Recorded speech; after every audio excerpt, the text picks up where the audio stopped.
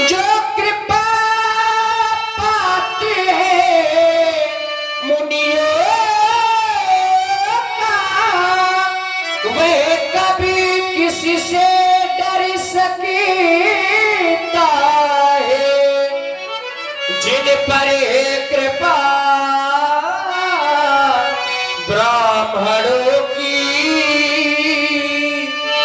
ये कार्य वही कर सकता है।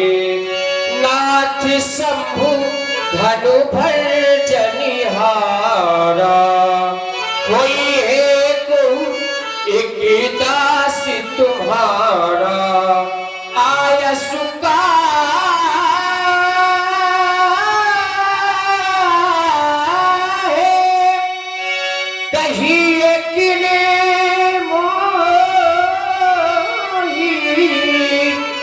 बारी बारी मुनि बिने बहुतो सुखा है कहिए किन मोही, तो सुने ऋषाय बोले मुनि तो ही। आप कहते हैं नाथ समुद्र भंजनहारा, होई क्यों रविदास तुम्हारा। जो मेरे शंभु के शंभु का स्वामी है राम, वो परशुराम का दास कैसे हो जाएगा। नाथ माने स्वामी, शंभु माने शंकर, शंकर है मेरे स्वामी, और धनुष तोड़ने वाला है शंकर का स्वामी। मेरे स्वामी का स्वामी परशुराम का दास नहीं हो सकता। उसे दास नहीं, उसे सेवक कहो राम।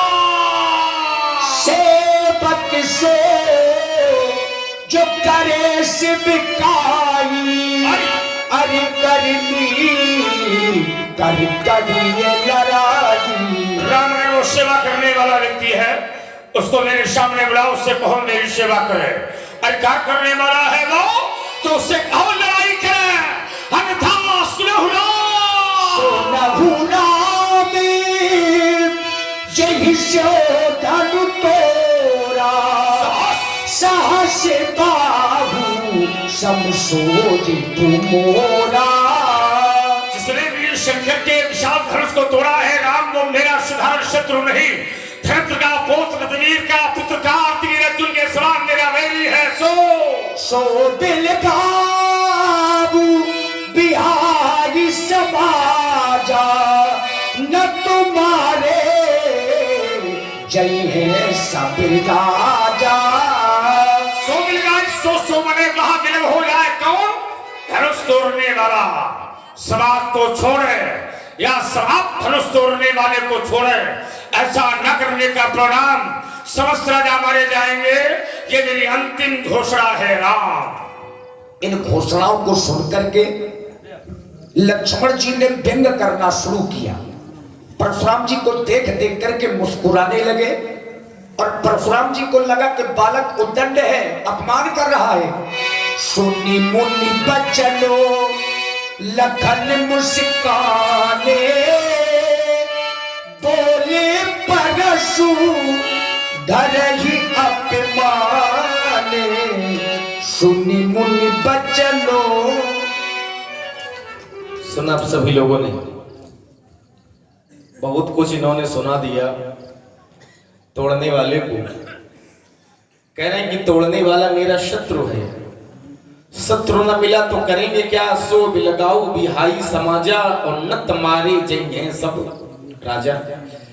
तोड़ने वाला यदि नहीं मिला तो सब राजा मारे जाएंगे, एक दो से काम नहीं चलेगा, सब मारे जाएंगे। तो मैंने विचार यह किया कि यह कर्म की धरती है, और कर्म की धरती का नियम यह कहता है कि कर्म प्रधान विश्व करी राखा, और जो जिस करे सो तस फल चाखा। जो व्यक्ति जैसा कर्म करता है वैसा फल प्राप्त होता है। तो कर्म एक ने किया है, कर्म किया है तोड़ने वाले ने, लेकिन परशुराम जी का एक नियम अलग है कि तोड़ने वाला यदि नहीं मिला तो सब मारे जाएंगे। हमें लगता महाराज कहीं के प्रशासनिक अधिकारी बना दिए जाओ तो सुरक्षा व्यवस्था ही चौपट कर दो। काम एक व्यक्ति करे हमारे पूरे गांव के लोग जाए, काम एक व्यक्ति करे हमारे पूरे नगरवासी जाए, ये तो बात हमारी समझ में नहीं आ रही है। धनुष तोड़ने वाले ने कोई अनुचित कार्य नहीं किया। जनक ने यदि प्रतिज्ञा न की होती कि जो धनुष तोड़ेगा उसके साथ सीता का विवाह करेंगे, तो धनुष तोड़ने वाला धनुष का खंडन न करता। धनुष के खंडन के मूल में है सीता का विवाह, कन्या का विवाह है, सब प्रसन्न है। और जब सब प्रसन्न है तो आप महाराज प्रसन्न हो जाओ, काहे मार काट की बातें कर रहे हो। आज तो एक धनुष टूटा है। हमने अपने में बचपन में बहुत धनुइयां तोड़ी, बहुत धनुही तोड़ी लड़काई, लेकिन कभी न अश्रीष्टीन गोसाई, कभी आपने ऐसा क्रोध नहीं किया। तो क्या इस धनुष से ममता के भी दो भेद होते हैं। कोई अपनी ममता को संसार से जोड़ देता है, माता पिता भाई बहन पति पत्नी धन संपत्ति आदि के प्रति जोड़ देता है। लेकिन धन्य होता है वह भक्त जो ममता को संसार से नहीं बल्कि संसार को बनाने वाले भगवान से जोड़ देता है। ममता यदि संसार से जुड़ जाए तो वो आसक्ति है, लेकिन ममता यदि भगवान से जोड़ दी जाए तो वही आसक्ति भक्ति के रूप में बदल जाती है।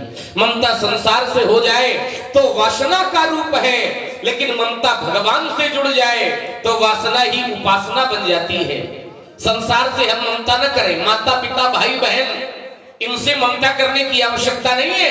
ममता कहां करें? तो शास्त्र कहता है जननी जनक बंधु सुत दारा तन धन भवन सुहृद परिवारा और सबके ममता ताक बटोरी मम पद मनई बांधी बर डोरी। भगवान कहते हैं यदि आपको ममता करनी है तो मेरे चरणों से ममता करो। तो परशुराम जी आज भगवान के चरणों से ममता न करके इस धनुष से ममता कर रहे हैं। तो धनुष से ममता क्यों है? यही धनु पर ममता के ही हेतु, इस धनुष पर आपकी ममता का हेतु क्या है वह मैं जानना चाहता हूं। बैठे हुए समाज में लक्ष्मण की वार्ता को बड़े ध्यान पूर्वक लोगों ने सुना। अच्छा लगा, लोगों को अच्छा भी लगा होगा कि लक्ष्मण जो बोला है उसमें कहीं ना कहीं सच्चाई होनी चाहिए। देखो, भगवान शंकर का मंदिर तोड़वाया जाए, चाहे भगवान शंकर की मूर्ति तोड़वाई जाए, चाहे भगवान शंकर का डमरू तोड़वाया जाए, और चाहे शंकर का त्रिशूल तोड़वाया जाए, और चाहे शंकर का धनुष तोड़वाया जाए, इसको पाप कहा जाएगा। चाहे मंदिर दरवाजे में बना हो और चाहे दरवाजे के बाहर गांव में बना हो, माने नगर में बना हो, और चाहे वो जंगल में बना हो, लेकिन उस पर चोट करने वाला माने आस्था में चोट करना है, विश्वास में चोट करना है, श्रद्धा में चोट करना है। शंकर की किसी भी वस्तु को तोड़वा दिया जाए राजकुमार, इसको पाप ही माना जाएगा। अगर शंकर जी ना हो, शंकर जी उपस्थित ना हो, तो यह धर्म हमारा आपका बनता है, क्योंकि मंदिर के पुजारी हम आप हैं, भगवान के पुजारी हम आप हैं, और ये हमारा दायित्व है कि हम सनातन धर्म की रक्षा करें, उस मंदिर की रक्षा करें, उस मंदिर की मूर्ति की रक्षा करें, उस डमरू की रक्षा करें, त्रिशूल की रक्षा करें। हमारा दायित्व है। भगवान है वो, इसमें ममता हमारी नहीं है, इसमें आस्था है, इससे हमारा विश्वास जुड़ा है, इससे हमारी श्रद्धा है, क्योंकि विश्व कल्याण के लिए बनाया गया था ये, विश्व के हित के लिए बनाया गया था ये। विचार करना, और विश्व कल्याण के लिए जिसने अपने आप को दान कर दिया हो, आज उसको एक के लिए, एक स्वार्थ के लिए, माने निज बेटी के लिए राजा जनक ने शंकर के धनुष को बलवेदी पर चढ़ा दिया। इसको उपकार नहीं माना जाएगा राजकुमार, इसको कोई परोपकार नहीं माना जाएगा, परहित नहीं कहा जाएगा। ये स्वार्थ बस ऐसा किया गया है। किसी का बनाया जाए ये तो ठीक है, पर किसी का बिगाड़ करके अपना बनाया जाए ये ठीक नहीं है। तुमने कहा ये कर्म की धरती है पंडित जी, कर्म की धरती है, और कर्म की धरती पर खड़े होकर के जो प्राणी जैसा कर्म करता है वैसा भोगना पड़ता है। ये कर्म की धरती जरूर है राजकुमार लक्ष्मण, लेकिन विचार करो, ये ब्रह्मा की सृष्टि है, और ब्रह्मा की सृष्टि है अपवाद। ये ब्रह्मा की सृष्टि है, और ब्रह्मा की सृष्टि है अपवाद। जहां हानि है वहीं लाभ है, जहां लाभ है वहीं हानि है। जहां जीवन है वहीं मरण भी है, जहां जन्म है वहां मृत्यु भी है, जहां दिन है वहां रात है, जहां देवता है वहां राक्षस भी है। विचार करना। तो यह ब्रह्मा की सृष्टि है और ब्रह्मा सृष्टि अपवाद से सनी है। यहां पर कर्ता कोई है और भोक्ता कोई है। यही ब्रह्मा की सृष्टि है। यहां कर्ता कोई है, भोक्ता कोई है, अपराध कोई करता है, भोक्ता कोई है। और करे अपराध और पाव फल भोग, अस विचित्र भगवंत गति। भगवान की गति बड़ी निराली है। कर्ता कोई है और भोक्ता कोई है। आप कहते हैं ये कर्म की धरती है पंडित जी, जो जैसा करता है वैसा भोगता है। पर ब्रह्मा की सृष्टि तो ये कहती है कि कर्ता कोई है और भोक्ता कोई है। चिंतन मेरा ये है, आपने कहा बहुत हुई तोड़ी लड़काई कबों ने श्री स्कीन गुसाई। और आप सुन रहे हैं बहुत ही सुंदर संवाद। प्रभावित हुए हमारे सम्मानीय श्री अजय पांडे जी गहरौली वाले प्रधानाचार्य पुनेटा, इनकी ओर से 101 मुद्राएं प्रदान है। बहुत बहुत साधुवाद, धन्यवाद। लक्ष्मण ने कहा कि बहुत धर्म ही तोड़ी लड़काई। मैंने बाल्यावस्था में पंडित जी बहुत धर्म यहाँ तोड़ी है, तब आपने क्रोध नहीं किया। देखो ऐसा है, लड़का अगर खेल खेल में कोई अस्त्र या शस्त्र तोड़ देता है तो बड़े बुजुर्ग को कह देते हैं चलो हटाओ लड़का। लो, लड़का गलती करता है तो माता पिता बाबा कह देते हैं चलो हटाओ, बच्चे हैं, बच्चों से ये गलती होती रहती है। जो लड़का का जो अजगर कर रही, लड़का गलती करता है तो माता पिता ध्यान नहीं देते हैं। विचार करो, हैं?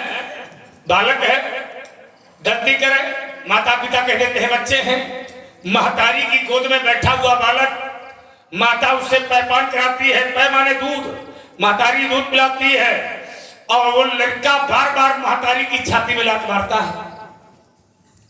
और मौका मिल जाए तो कहा जो है केस माने बालों पकड़ के खींच ले। माता दूध पिलाती है, बच्चा बार बार छाती में लात मारता है, बार बार केस माने बाल पकड़ के खींच लेता है, लेकिन महतारी उसको गोदी से फेंकती नहीं है। जो कहीं केस करे जो घाता तब न हेत उतारे माता। विचार करना, वो छाती में लात प्रहार करता है, बाल पकड़ के खींच लेता है, माता को चोट पहुंचती है, लेकिन महतारी उस दूध पीते हुए बच्चे को अपनी गोदी से फेंकती नहीं है। वो माता, विचार करना, इतना ये बच्चा है, नाती और बाबा का भी संबंध यही है। नाती अगर बाबा के कंधे में बैठाओ और नाती बार बार बाबा की दाढ़ी नोचे, मुझे नोचे, क्यों? हाँ, तो इनके जैसे बाबा हो, लक्ष्मण जैसा तो कहा उठा के फेंक ही दे, लेकिन वो बाबा नहीं फेंकेगा। वो जानता है ये नाती है, छोटा है, अबोध है, अज्ञो बहुत परिवाला है, अज्ञान का रूप है बालक, इसको मारना या इसको गोदी से फेंकना, कंधे से फेंकना ये ठीक नहीं है। कहने का मतलब ये है राजकुमार कि जो हम बाल्यावस्था में करेंगे वो हम किशोरावस्था में नहीं करेंगे, जो हम जवानी में करेंगे वो हम बुढ़ापे में नहीं करेंगे। इसलिए चिंतन करिए, ऋण बालक कालवश बोलत संहार, धर्म ही शब्द पुराण धर्म विद सकल संसार। तो उदाहरण आपने दिए, एक माता और पुत्र का, एक बाबा नाती का, और दोनों का मूल ये निकला, चाहे नाती हो चाहे बालक हो, यदि बालक छोटा है माता का अपराध करे चाहे बाबा का अपराध करे, लेकिन बाबा और माता बालक के छोटे होने के कारण उसके अपराध पर कोई ध्यान नहीं देते हैं। क्यों? क्योंकि बालक है, छोटा है बालक, माता के बाल नोचे, माता को मारे तो दोष नहीं देती है माता। तो तुमने अपनी अम्मा को मारा था तब का गोदी में खेलते थे। परशुराम पितु आज्ञा राखी और मारी मात लोग सब, तुमने तो छोटे पर नहीं मारा। और आपका तर्क ये था कि बालक यदि छोटा है और माता को मारे, माता के बाल नोचे तो दोष नहीं लगता है बालक पर, क्योंकि छोटा है। लेकिन तुमने बड़े पर मारा था, तुम कहते छोटे पर मारा तो दोष नहीं लगेगा, तुमने बड़े पर मारा बड़े पर मारने के बाद भी परशुराम जी को दोष नहीं लगा। क्यों नहीं लगा? उसका कारण है। दोष इसलिए नहीं लगा क्योंकि उन्होंने मन से माता का गला नहीं काटा था, अपने मन से नहीं काटा था, बल्कि पिताजी ने आदेश दिया था, परशुराम पितु आज्ञा राखी और मारी मात लोक सब। आपके पिता ने आदेश दिया कि माता को मार दो और परशुराम जी ने मार दिया, तो संसार के किसी भी व्यक्ति ने परशुराम जी को गलत नहीं कहा। अब समझो जरा, माता को मारना ये गलत है। माता का पूजन करने की हमारी संस्कृति है, मातृदेवो भव की संस्कृति है, सर्वतीर्थमयी माता सर्वदेव मया पिता, ये हमारी संस्कृति है। प्रातः काल उठ के रघुनाथा माता पिता गुरु नामई माता, ये हमारी संस्कृति है। लेकिन फिर भी आपने माता को मारा, दोष नहीं लगा क्योंकि आदेश पिता का था। काम गलत है लेकिन पिताजी ने कहा है इसलिए गलत नहीं कहा गया। ठीक वैसे ही जब पिता के आदेश से आप माता को मार सकते हो और ये गलत नहीं है, तो तोड़ने वाला गुरु के आदेश से धनुष तोड़ दे तो काय हल्ला मचाए। भाई जब पिता के आदेश से आप माता को मार सकते हो और ये गलत नहीं है, तो फिर तोड़ने वाला भी गुरु के आदेश से धनुष तोड़ सकता है। इसके लिए आपको क्रोध विरोध करने की कोई आवश्यकता नहीं है। एक उत्तर। दूसरी बात, आपने कहा कि शंकर का डमरू तोड़ा जाए, त्रिशूल तोड़ दिया जाए, मंदिर तोड़ दिया जाए, ये पाप है। धनुष तोड़ दिया जाए तो ये पाप है। डमरू तोड़ा जाए, त्रिशूल तोड़ा जाए, मंदिर तोड़ा जाए, ये पाप है। धनुष तोड़ने वाले ने धनुष तोड़ा शंकर का तो ये पाप है।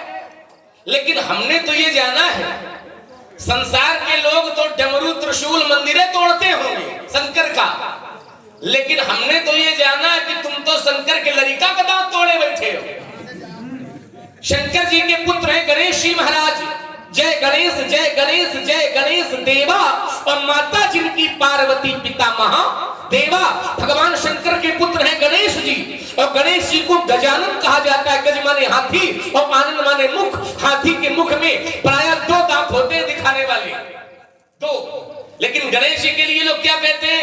एक दंत दयावंत चारि भुजा, एक दंताय विद्महे वक्रतुंडाय धीमहि तन्नो दंती प्रचोदयात्। एक दांत के कहे जाते हैं गणेश जी, पहले 2 थे, एक ही तोड़े बैठे। तो यदि डमरू तोड़ना भैया पाप है, त्रिशूल तोड़ना पाप है, मंदिर तोड़ना पाप है, धनुष तोड़ना पाप है, तो दांत तोड़ना महापाप है। वो तुमने किया, तो महापाप से बचने का उपाय जो तुमने किया होए, महापाप से बचने का उपाय जो तुमने किया होए, वही उपाय यहाँ तोड़ने वाले को बता दो, तोड़ने वाला भी वही कर लेगा, बात बराबर हो जाएगी।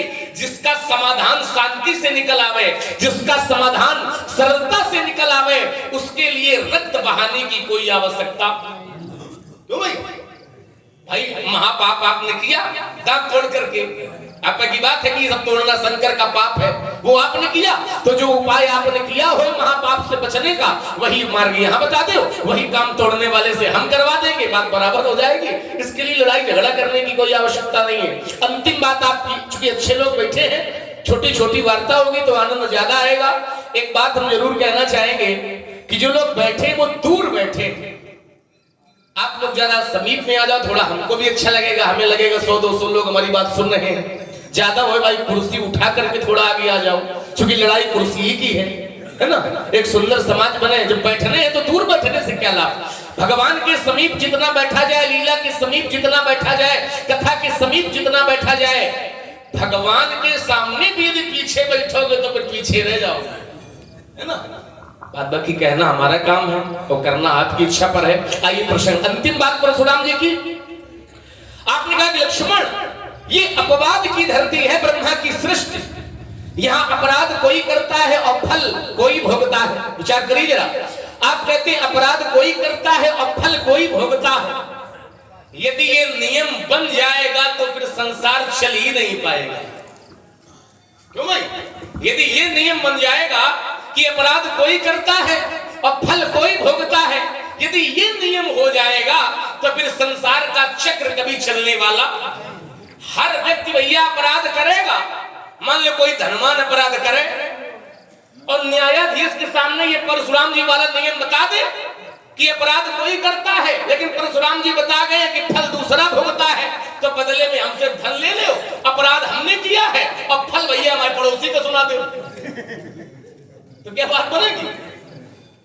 ये नियम नहीं है। अपवाद अपवाद होता है और सिद्धांत सिद्धांत होता है। लड़ाई सिद्धांतों पर लड़ी जाती है, लड़ाई अपवाद पर नहीं लड़ी जाती। अच्छा, उस दोहे को जरा देखा जाए, और करे अपराध को और पाओ फल भोग। ये देखने वाले को लग रहा है, देखने वाले को लग रहा है कि अपराध कोई कर रहा है और फल कोई भोग रहा है, लेकिन जब आप गहराई में जाओगे तो आगे शब्द है अति विचित्र भगवंत गति। भगवान की गति बड़ी विचित्र है। तभी प्राय लोग एक वाक्य में कह देते हैं कि भगवान के यहाँ देर है लेकिन अंधेर। यही भगवान की गति विचित्र है। कर्मों का फल मिलेगा, बस अंतर इतना है आज नहीं तो कल। सिद्धांत यही है, कर्म प्रधान विश्व करी राखा, और जो जिस करे सो तस फल चाखा। जो जैसा कर्म करेगा उसको वैसा फल प्राप्त होगा, ये सिद्धांत है। और अपवाद स्वरूप आप सुनाओ तो अपवाद का कोई महत्व नहीं है। वार्ता लंबी न हो इसलिए मैं अपनी बात यही रोकता। इस बात समझ में आई तुम लोगों के? लक्ष्मण ने पढ़ा दिया तो तुम लोग पढ़ गए, और तुमने ये नहीं एक बार भी कहा कि पंडित जी ये गलत बोल रहा है। अरे भाई, जब तुमने ये कहा कि ये कर्म की धरती है, जो जैसा करेगा वैसा भोगेगा, ये बात तुमने प्रथम में रखी थी, तो हमने कहा कि ये अपवाद की धरती है, और ये धरती है तो परमात्मा की ही बनाई हुई। क्यों भाई? तो असविचित्र भगवंत गति। जब भगवान ने ही सृष्टि को बनाया है, तुम सबको पैदा किया है किसने? परमात्मा ने। सब मम प्रिय सब मम उपजाए, सब पैदा किए परमात्मा ने। विचार करिए, तो उसकी विचित्र गति है, तो क्या परमात्मा को दोष लगाओगे? क्या परमात्मा दोषी है? क्या परमात्मा दोषी नहीं होता, जो तुम करते हो वो दोष है। तो तुमने कहा कि पंडित जी बात